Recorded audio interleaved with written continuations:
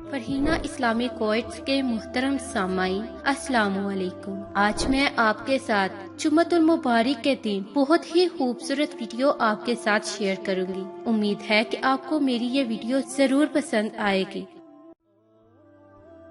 علماء یہود میں سے ایک شخص رسول اللہ صلی اللہ علیہ وسلم کے پاس آیا اور کہا، اے محمد، ہم توریت میں پاتے ہیں کہ اللہ تعالیٰ آسمانوں کو ایک انگلی پر رکھ لے گا، اس طرح زمین کو ایک انگلی پر، درختوں کو ایک انگلی پر، پانی اور مٹی کو ایک انگلی پر اور تمام مخلوقات کو ایک انگلی پر۔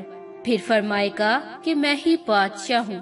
نبی کریم صلی اللہ علیہ وسلم اس پر ہنس دیے اور آپ کے سامنے کے دانت دکھائی دینے لگے۔ آپ کا یہ ہنسنا اس یہودی عالم کی تصدیق میں تھا۔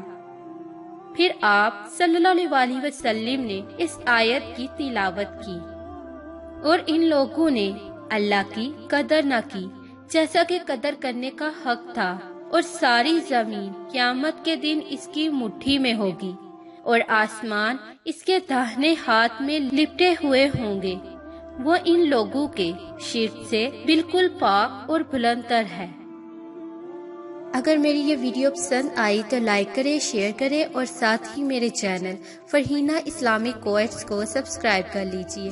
زندگی نے مہلت دی تو انشاءاللہ بہت جلد ایک نئی ویڈیو ایک نئے وظائف کے ساتھ آپ کی خدمت میں حاضر ہوں گی۔ تب تک کے لیے اللہ نگہبان۔